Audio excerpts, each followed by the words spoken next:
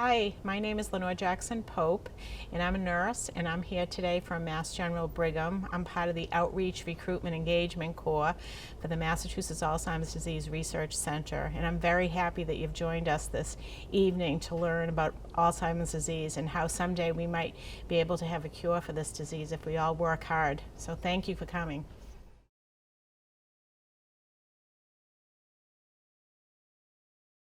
So welcome again, everybody. My name is Lenore Jackson-Pope, and I'm your speaker tonight. I'm from the Mass General Brigham. I'm a nurse, and I've been working in research for over 40 years, and I've been working at the Mass General Brigham now for about 5 years. And I'm going to tell you a little bit about our program, and this is what we're going to cover today. So we can't talk about a world without Alzheimer's disease without understanding what Alzheimer's disease is and what is normal changes in memory as we age, and what are things we should be concerned about. That's the number one thing people come out to hear when they come to these presentations, is what they should be concerned about. And we want to talk about what Alzheimer's disease, why Alzheimer's disease is a problem now in the world, and what can be done to prevent Alzheimer's disease. There's been a lot in the news. And what's happening in research. And research is very exciting right now, so I'm happy to have the opportunity to come out today and talk to you a little bit about that. And what you can do to help. And just by being here tonight, you're already doing something to help. So thank you for joining us. So I'm part of the Outreach Recruitment Engagement Corps, and I'm gonna, I should probably step up. Can you see okay? And our work is really around supporting the community, bringing information to the community, developing programs to support the community. We also work with research participants on studies, and we work with professionals, and we provide professionals with information for their patients and families. We provide them with education, and we have a rapid diagnostic clinic, so if they have individuals that are interested in research, we can help get them diagnosed so they can have access to research. And the number one thing that we do is provide research opportunities for people. So we have quite a few studies. We have about 30 observational studies and close to 20 clinical trials going on across 7 different research centers. And so we have several teams, and we're working hard to try to find answers, and I'll tell you a little bit more about that. And we're doing that because I think many of you already know we're facing a tsunami of people developing this disease. The Alzheimer's Association in their statistics has said about every 65 seconds, somebody goes on to develop Alzheimer's disease, and 1 out of 3 people over the age of 85 are at risk. And this number is growing dramatically because as people age, your risk of developing Alzheimer's disease or a related dementia grows. And as the population ages, the numbers will continue to climb. And this not only is a huge public health risk, but it's a risk for families and caregivers who are doing this work at home. And it's something that we need to do a better job to address. And I'm sure you're all here for different reasons. How many of you have family members who are dealing with Alzheimer's disease or related dementia? And how many know somebody that has it if they don't have a family? Okay, so pretty much mostly everybody in the room. So I've been doing research on and off for about 40 years now. I started off in HIV and AIDS many years ago, but I got into Alzheimer's disease research about 12 years ago. And for a couple of reasons. I was sharing this earlier with somebody that was here. The woman that was caregiving for my daughter, who was then around 13, almost 14 years old, started driving through red lights. So, and we knew that was a problem because Jacqueline would come home and say, "Mom, Barbara drove through a red light again today."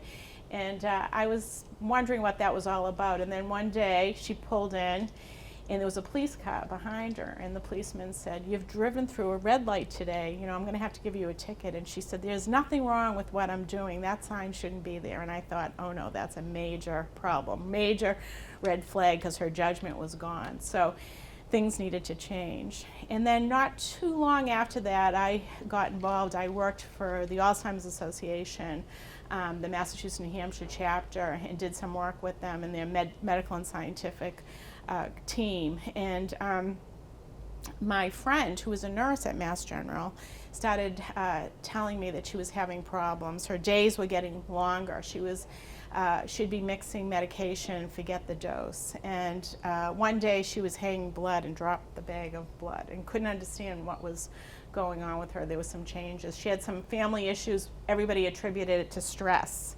Finally, one day, she broke down in tears in the unit that she worked at, and the head nurse brought her down to have her evaluated. She had been a breast cancer survivor. Well, they found when they did an MRI that she had shrinkage in her brain. They had a previous MRI there to document this.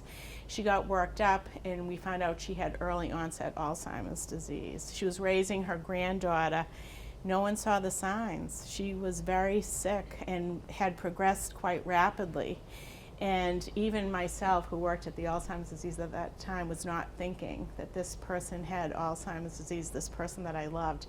So it's so important to look for signs and to really be objective and understand that. So we're going to talk a little bit about that before we start today, when memory is normal and when we should be concerned, right? So I think everybody knows, right, as we age, that there's changes that happen in the brain. How many of you identify you have a senior moment when you go to say something and you forget, okay? Or how many times have you parked in a parking lot and you can't find your car, okay? And how about your keys, right? So we all do this. That happens. But there are significant differences when it's Alzheimer's disease versus typical age-related diseases. In a typical age-related disease, you might misplace your keys, but you're probably not going to put them in the refrigerator of the microwave, okay? A lot of older folks take their dentures out of their mouths. We have families who tell us they find the dentures down the side of the couch or, in the craziest places, in typical age-related changes, you're going to make a bad decision once in a while, but you're not going to have issues with poor judgment. You're not going to get angry because of stop signs in your way. You may miss a monthly payment, especially if it's not online. But your inability to manage a budget, that's something to really be concerned about. You may forget, especially if you're not working full-time or you're retired, which day of the week it is, but you're not losing track of the date and the season in the month. You're able to follow where you're at. You just might have to ask somebody for what day it is. Forgetting a word, misplacing things, it's not a big deal. But when you're unable to retrace your steps, when you go someplace and it's no longer familiar to you, those are the things that you need to really start being worried about and paying attention to.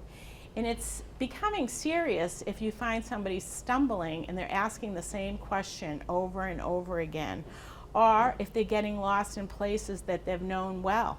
Somebody that takes a drive a short distance and tells you that they need directions now and they didn't need directions, or they're unable to follow directions anymore.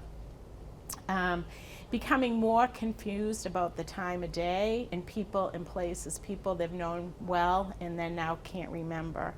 Another big thing to look for is people who were meticulous about their self-care and how they looked. All of a sudden you're noticing that they have poor self-care practices, they're eating poorly, they at one time had a good robust appetite, they're not bathing, or they're practicing unsafe behaviors. So those are the type of things we need to look at and be concerned about. And I very often get questions like, well, why get somebody evaluated? Why be concerned? Just leave them alone. It's going to happen anyway. Well, there are 3 different buckets of cognitive impairment, okay? There's the bucket that's progressive, there's the bucket that's non-progressive, and then there's the bucket that's reversible. And the bucket that's reversible could have to do with somebody has an infection. As people age, people are on a lot of medications. We'd like to think that the EPIC medical record system is well integrated through the state and everybody has access to everybody else's medical record. Well, that's not true. And if you have somebody who's going to urgent care and going to their primary care and is in the hospital because they have a lot of different things going on, chances are there's going to be issues with their medication. So really looking at somebody's medication is critically important, because they could be having side effects of cognitive changes due to medications. We should look at that. But there's multiple medical conditions that can contribute, and having a good evaluation with somebody when they are having changes is very important. There's also things that happen, like we hear with the football players, traumatic brain injury, and vascular injury with stroke, where people will have a cognitive change, but it might not necessarily progress. But then you're going to have diseases like Alzheimer's disease, dementia with Lewy bodies, frontal temporal disease, vascular dementia, Parkinson's, and other degenerative diseases, and those are going to be progressing. So it's important that we know what's going on with people. In dementia, what is dementia? And, dementia is an umbrella term. It's like cancer, right? So cancer, there's a lot of different types of cancers, but cancer is an umbrella term. But what dementia really means is that somebody's having changes that affect their daily life and their daily routine, and they are having destruction in their brain, that something is going on. And this is usually what happens when you see somebody who is moving in to develop Alzheimer's disease, that has the symptom of dementia, who's unable to take care of their daily life. And you see changes through PET scans when they do imaging preclinical. Sometimes that's 15 to 20 years before somebody actually develops symptoms, and then when they have mild to moderate and severe disease. And we're very, very lucky now that we have these incredible imaging scans. At one time, and this was in my lifetime, you could only know that somebody was diagnosed by autopsy, but now you can actually see what's happening in the brain, you can see what's going on, and you can have these evaluations. Not all are covered by insurance, but MRIs are certainly covered by insurance, and that evaluation is incredibly helpful to understand what's really going on with you. So, the term dementia, I just want to spend another minute on that. This disease is so stigmatizing. I don't know how many of you have talked to somebody that has had a brain disease and somebody that is dealing with dementia. They're horrified about people knowing about this disease. It's very uncomfortable to talk openly about this disease. It's awful to be robbed of your memories and your thoughts. But it's very important that we talk about it for what it is, and we don't use wrong terms. Often you'll hear somebody say, oh, it's senility or hardening of the arteries, or it's this. But what it is dementia, and what it is a brain disease. And we have to let people know that we care about this, and we're working towards helping getting people diagnosed and treated with these different forms of dementia. And Alzheimer's disease is the most prevalent, with about 50 to 70% of people. But frontal temporal lobe disease makes up for about 5%. Lewy bodies disease makes up about 15%. Parkinson's disease, 5%, and vascular dementia, about 20%. And at our center, we have experts that care for people in all those areas, and we have research that's supporting all those different areas. Now, in Alzheimer's disease, the hallmark of Alzheimer's disease has been these misfolding proteins that happen in the brain. So amyloid is a protein that misfolds and it clumps up. I've heard people talk about it like, saran wrap. You go to pull out a piece of saran wrap and it clumps up. And then tau protein is a building block protein, and as amyloid protein misfolds and builds up, the tau proteins start to degenerate. But there's many other things that happen, biological drivers of these diseases: stress, what's happening in the mitochondrial level, vascular disease, how the neurons talk to each other, and genetics. There's many other biological drivers, and through research we have learned so much. We've also learned about all the other things that are happening with you in your life and in your health care that affect you and affect the progression of people that are having these memory and thinking changes and going on to develop cognitive dysfunction, dementia, and disease. So hypertension, not having your blood pressure under good control, diabetes, stroke, people that don't have access to good education and good health care are at risk. Not having enough stimulation, cognitive stimulation, not having, being socially isolated, not getting enough interaction with other people as we age. All of these things, physical inactivity, can add to cognitive decline, and it's very important that we learn more about that, because that is the one thing that we can do starting now to help ourselves. And we were talking earlier, this lovely couple and I, about how the symptoms of Alzheimer's disease might not show up for a very long time, but the pathology is actually there sometimes 15 to 20 years before we see mild cognitive impairment and dementia.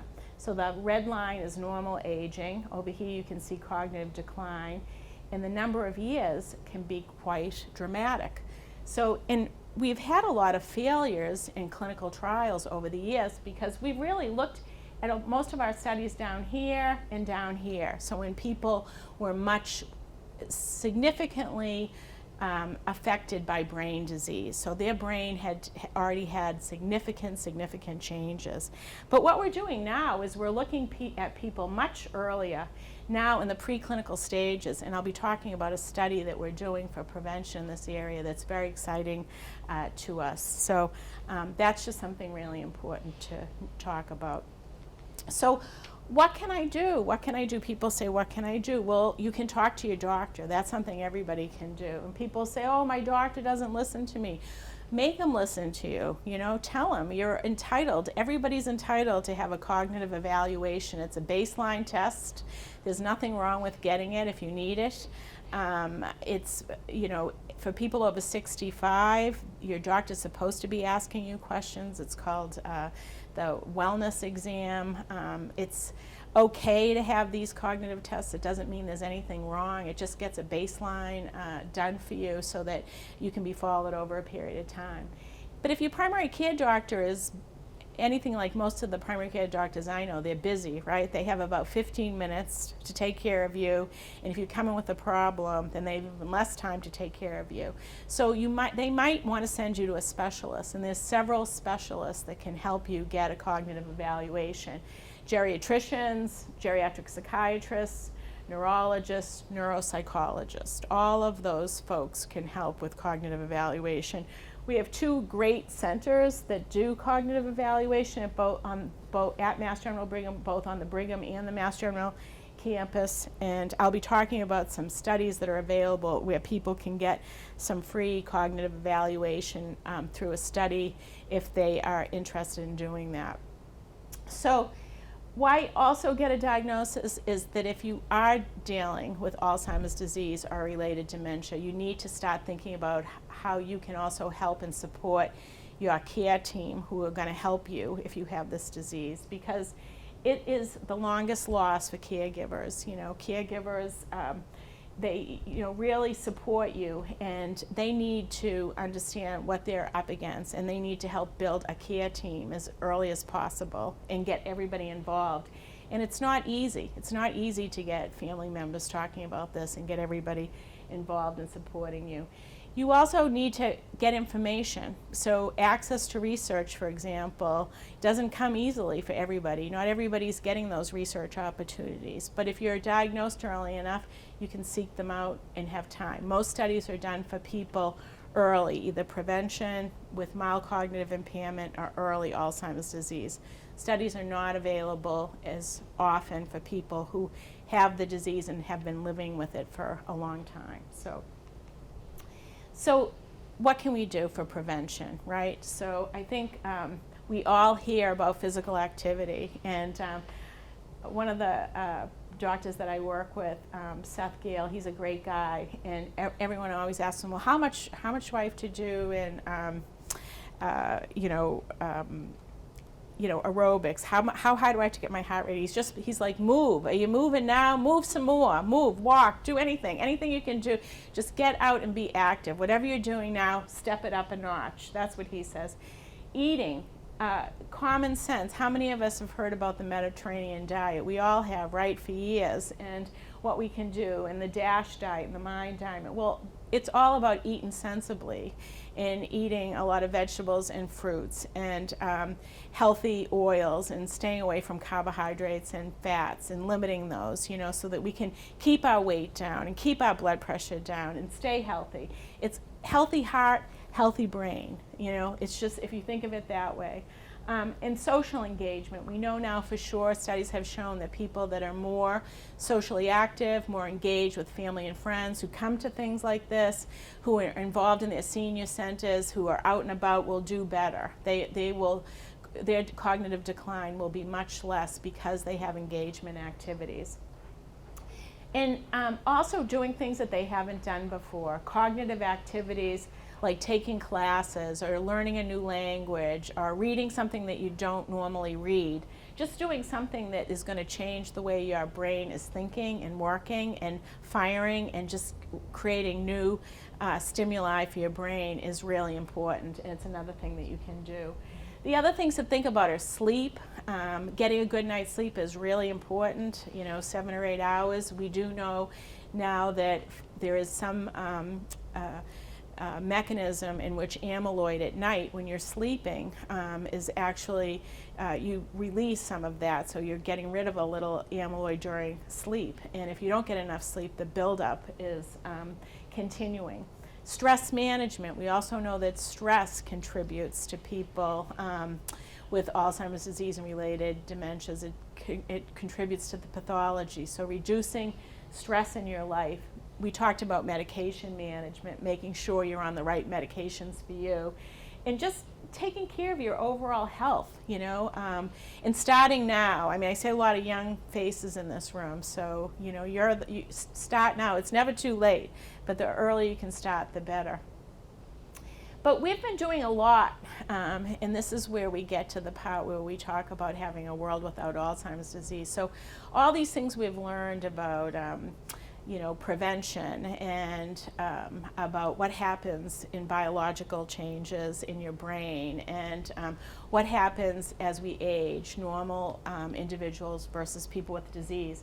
All of that we've learned through research. In our team, we do a lot of clinical research. We do observational studies where no treatment is given, where we're monitoring people over a period of time. And we have studies that are as simple as one visit where we'll learn information and it will help us advance science. And then we have studies where they're very complicated and involved over several years, and they might involve imaging and blood tests and lumbar puncture tests. But we feel like we have something for everybody. And one of our biggest issues is getting people to enroll and to participate in these studies. But all these studies has really contributed to this body of knowledge over a period of time. And we also have many clinical trials, and the exciting thing is we've been doing clinical trials for some time now in the area of prevention. So, and I'll be talking next about a prevention study. And then obviously for those people who are symptomatic, who have mild cognitive impairment and early Alzheimer's disease. And I told you when I started, we've got 7 research teams that we work with under our Mass General Brigham umbrella, who we collaborate with. But we also work with all the major Boston medical centers in the university. So we work with MIT, we work with Northeastern, we work with Beth Israel Deaconess. If we don't have a study, or if there's a study somebody else is doing that looks good, we try to cross-refer and try to make sure that we get people connected. I wanted to spend a few minutes talking with you about investigator-initiated studies and how important these investigator-initiated studies are. Many of them are observational studies where there are no treatment, but they are actually changing how we're actually doing our work, which is going to revolutionize research and care. So some of that is through looking at what happens in digital assessment of cognition. So how many of you taken someone in for a paper and pen evaluation for a cognitive test? Okay, so you know. And how many people who you took hated having that done? So Yeah, so people hate to get cognitive testing. It's long, it's a lot of things to fill out, but it's very important, to get a good snapshot of what's going on with people. But actually now they're working with cell phone technology, iPad technology, a digital pen with a little camera in it to see if they can monitor people's function. And they're doing these studies. We have several studies in digital technology. One particularly we're recruiting for people who have mild cognitive impairment and early on Alzheimer's disease to see if we can better get people diagnosed earlier in their primary care office, make this technology available, and then to follow them and make it easier to follow them so they don't have to have all this testing. So that's a very exciting area. We have studies that look at early changes in daily function when people do have the disease, and then to understand if people are aware of those changes and what's going on. We have diet and nutrition studies. That's one thing we do know we can do for people now, support them with diet and nutrition. We have studies looking at if depression affects people who are living with this disease, sleep, and people who have subjective cognitive complaints. Have any of you ever heard the example of somebody who is, they call them worried well, somebody who's bringing up, concerns about their memory? And in the past, a lot of doctors would refer to them as the worried well. Well, those people were actually people that were having concerns and worries. So we have a researcher, Dr. Rebecca Amarillo, who's doing research on subjective cognitive decline. When people are concerned that they might be having changes, get an evaluation and monitor them and see what happens.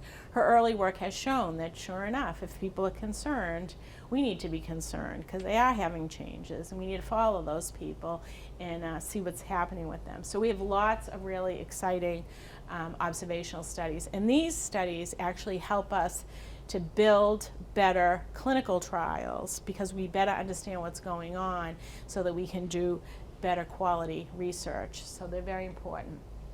So one of the studies that people can do, which is online, it's free, it's anonymous, it's called the APT Web Study, and it's for people who are 50 and older. And if you're worried or you have a family history, you register online, and I'm happy to send this information out to you after. And you do memory testing every 3 months online. And if somebody tracks you, there's a clinical assessment and a researcher looking at this. And should you have changes, you'll be connected with a research center. And they'll ask you if you're interested in research, but they'll also help you get connected to clinical care so that you can have additional follow-up. And we happen to be a center at the Mass General Brigham for this study. So that's a very easy way for people to get memory evaluation without having to go into a center if they're worried.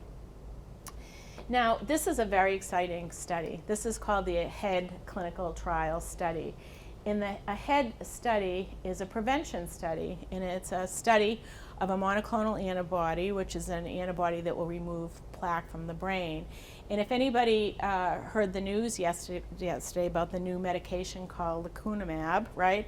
That is the medication that's being used in this study. So this is much earlier. That study showed positive results, which we all jumped up and applauded for people with mild cognitive impairment and early Alzheimer's disease in a phase 3 study. However, this is being done in people who do not have symptoms, who are cognitively normal, who are at risk, who go in and have a scan, who actually do have amyloid, and they go on this medication before they ever have symptoms, and we see what happens to them.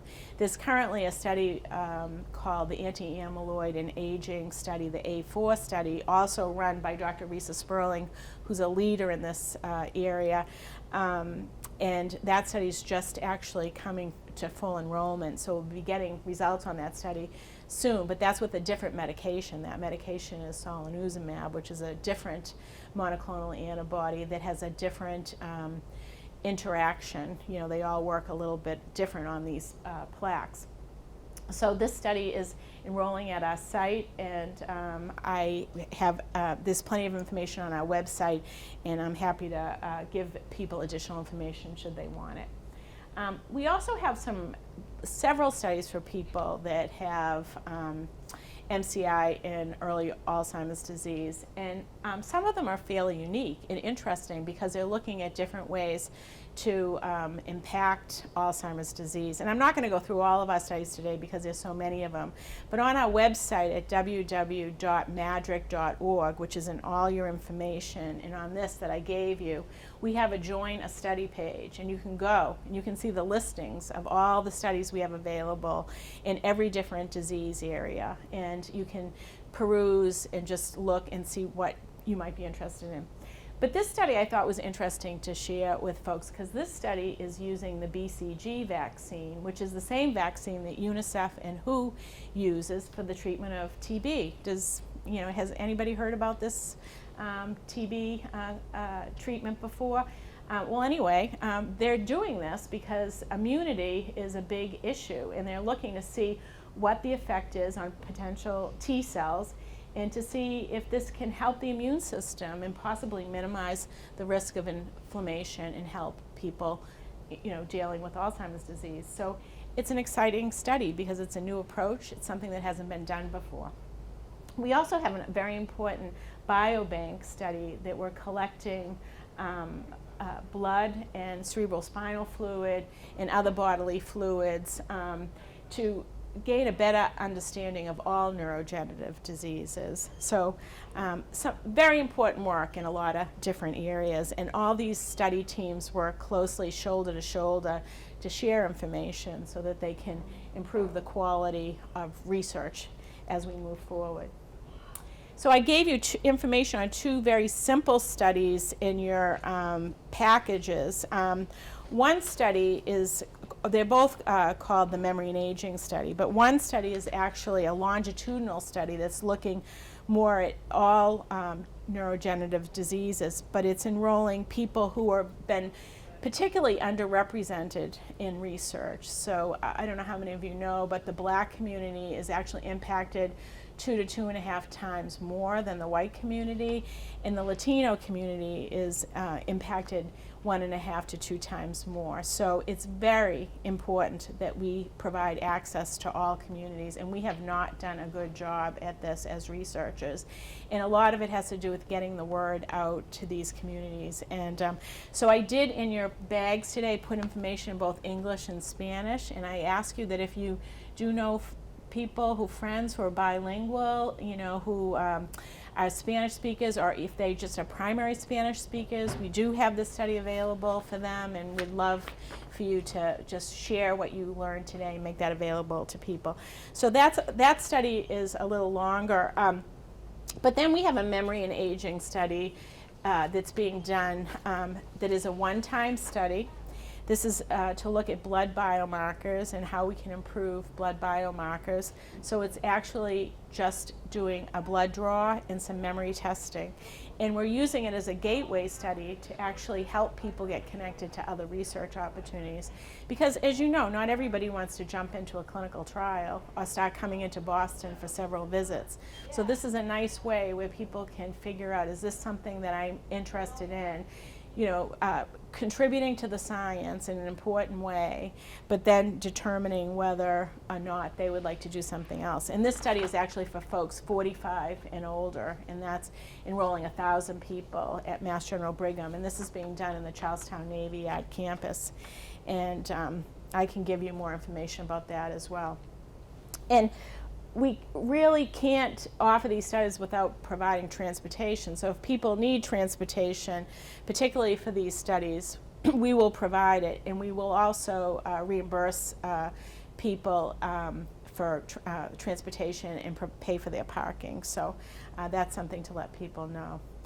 Now, none of this work happens without our research participants. So those are my favorite people. So they're our medical heroes. They go first. Those are the people that actually make my heart sing, and why I still do this work at 65 years of age, because I love them. They go first, they're willing to take a chance, and they make us all happy. And our research participants over the years have turned into a research ambassador group, and they often come out with us and do presentations. If you go to our website at www.madrick.org and you go to events, you can learn about some of our presentations that we do with our research ambassadors, and they tell the story about why they got involved. But they are the biggest advocates for our research program. I wasn't able to bring somebody with me today, but I did want to give them a great shout out.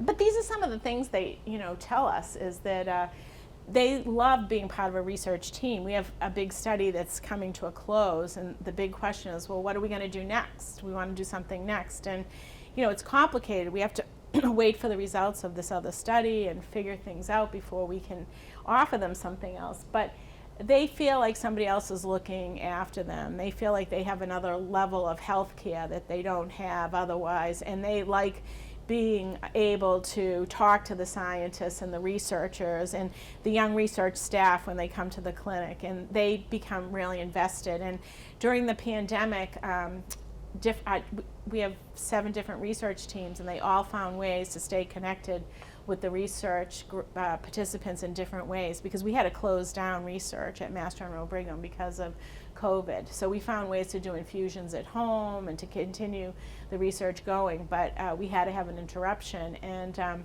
staff called everybody. Sometimes they called them once a month. They did open houses. They did telephone support groups. They did everything you can think of to make sure they stay engaged with these people. And it was remarkable. So, they also feel like it makes them happy, really, to help someone else. And when I worked for the Alzheimer's Association, I was at a program doing a table, and I had a woman, she was probably close to 90, and her daughter walked up to me, and the woman had a walker, and she was so proud. She was coming up to show me the bruise on her arm because she had just, had blood drawn for a study that she was in, and she was telling me all about her study, and I'm telling you, I just wanted to cry. I was like, can you imagine?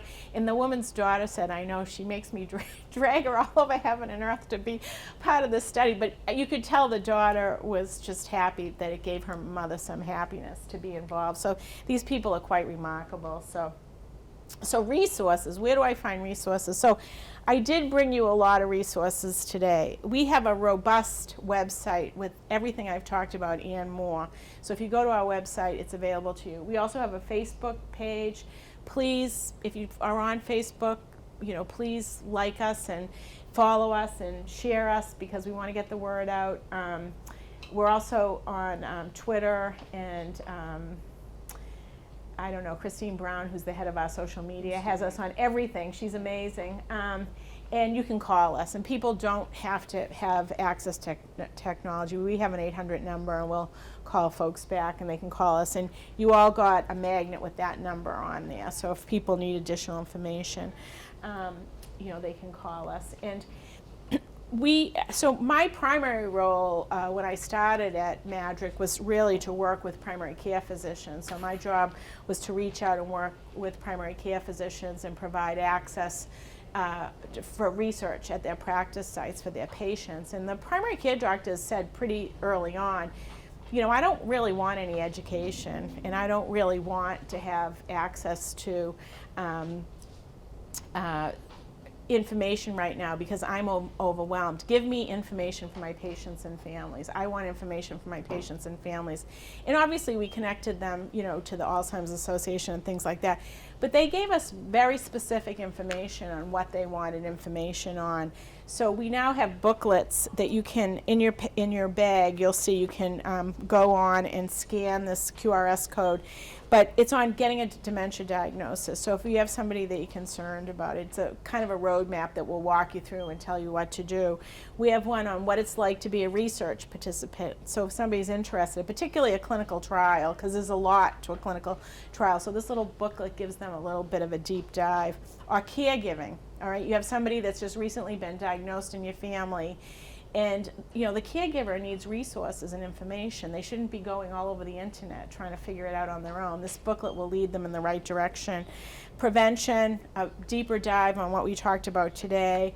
on helping somebody who's dealing with the disease, supporting them, supporting behaviors or neuropsychiatric symptoms they might have, social engagement, you know, like how do you intervene with somebody who's living alone, and how do you encourage them to become more socially engaged. And then acute care management. When people are dealing with dementia, Alzheimer's disease, and Alzheimer's disease related dementia, we do not want them going to the emergency room. That is not a good place. I mean, they might have to go to the emergency room, right, because they're in an acute care situation, but managing that and having all the information is so critically important, because that is a scary place for folks, particularly in that day and age. So I hope these resources will be helpful to you. Please take a look at them and give us feedback, you know. We love to have feedback. I've also included these slides, which will be on this presentation, which will be available on video. Some other NIH, the National Institute of Aging Center has tons of really great information. The Alzheimer's Association, the Alzheimer's Foundation. And your Council on Aging, you know, your local Council on Agings are amazing. Your libraries are amazing, right? A shout out to Ryan and Southborough Library for caring about this and offering this program here. But make sure you connect with local resources and provide them information. So there's my email. I'm happy to stay in touch with you. Feel free to get in touch with me.